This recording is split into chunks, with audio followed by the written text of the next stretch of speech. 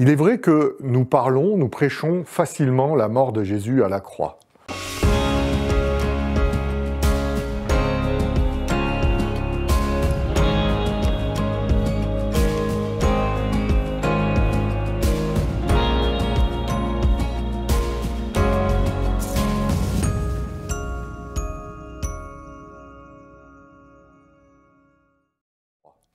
Parler à mes voisins de ma croyance en l'existence de Dieu, de ma croyance que ce Dieu dont nous parlent les livres d'histoire n'était pas qu'un rabbi parmi tant d'autres, mais qu'il était Dieu lui-même venu sur terre, c'est encore acceptable, c'est encore faisable assez facilement. Mais lorsque je commence à expliquer que je crois aussi que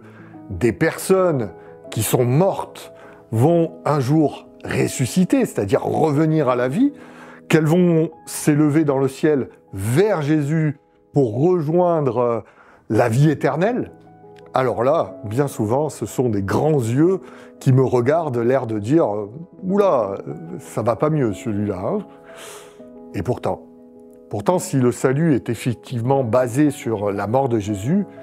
il ne serait pas accessible, il ne serait pas effectif si Jésus n'était pas ressuscité.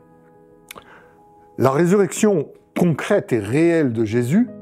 est la preuve que le salut est accessible, la preuve que Dieu a vaincu,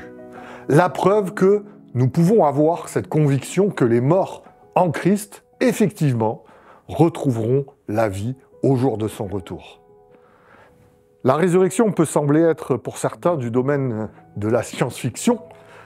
mais en tant que chrétien, et peut-être même encore plus en tant qu'adventiste du 7e jour, qui mettons une emphase particulière sur ce jour du retour de Jésus, la résurrection des morts, c'est un pilier fondamental de nos croyances. Ce texte de 1 Thessaloniciens 4,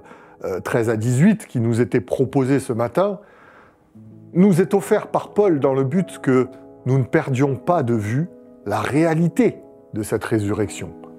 dans le but que nous dépassions cette mort qui nous touche, nous blesse, sans nous effondrer, mais ancrée dans cette promesse de Jésus qui nous dit « Amen, je viens bientôt ». Que nous puissions accueillir sa paix,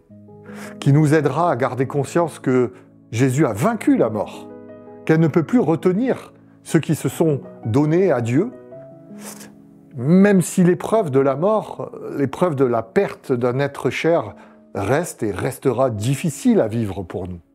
Dieu nous affirme à travers ce texte, et bien d'autres aussi, que revoir nos amis dans le ciel, comme le dit le célèbre cantique, c'est bien plus qu'une espérance, c'est une conviction. Bonne étude à tous.